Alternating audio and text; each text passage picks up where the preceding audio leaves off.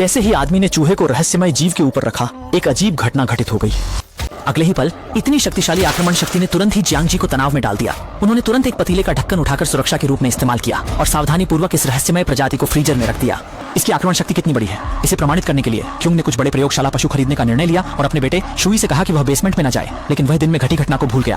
पड़ोसी शाओबाई ने जानबूझकर अपनी कार उसके दरवाजे के सामने रोक दी और गुस्से में आकर उसने वाहन के ड्राइवर की खिड़की तोड़ दी। ये देख जब उसे यह एहसास हुआ कि क्यूंग गंभीर है तो शाओबाई अनिच्छा से अपनी कार हटा ली। जैसे ही रात हुई, शाओबाई अपनी गर्लफ्रेंड शाओमेई के साथ चुपके से क्यूंग के घर में घुस गया और क्यूंग से बदला लेने की तैयारी करने लगा। उसने एक लात मारकर तहखाने की खिड़की तोड़ दी।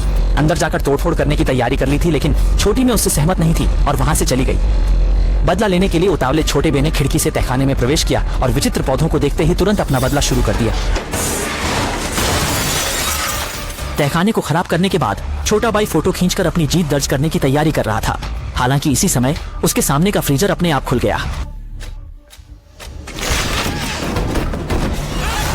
कई घंटे बीत गए लेकिन छोटा सफेद वापस नहीं आया। चिंतित छोटी सुंदरी जल्दी से उसे ढूंढने आई, परंतु वह चाहे कितना भी बेसमेंट में पुकारे, कोई जवाब नहीं मिला। कोई चारा नहीं था, इसलिए उसे बेसमेंट में जाकर खोज जारी रखनी पड़ी। धुंधली रोशनी और अजीब ध्वनियों के साथ वह पहले से ही डरी हुई थी और बहुत ज्यादा तनाव में आ गई। तभी एक कीचड़ से ढंका हाथ अचानक उसकी ओर बढ़ा। फिर जो दिखे उस राक्षस से टक्कर बेहोश हो गई। इस समय छोटा डायस घर लौटा और दरवाजा खोलते ही छोटी मेई को उठाए हुए राक्षस टकरा गया। उसके बाद उसे जमीन पर धक्का दे दिया और वह भी बेहोश हो गया।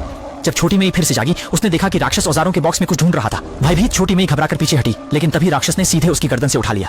हार में बदल गए छोटे सफेद का सच जानने के बाद।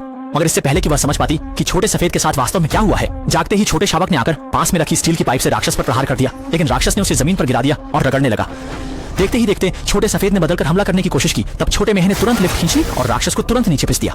मांस का ढेर। स्थिति बिगड़ने का एहसास होते ही दोनों जल्दी से वहां से भाग निकले, लेकिन उन्होंने यह नहीं देखा कि अभी तक खून की एक पोखर बना हुआ वह राक्षस धीरे धीरे फिर से इकट्ठा हो रहा था।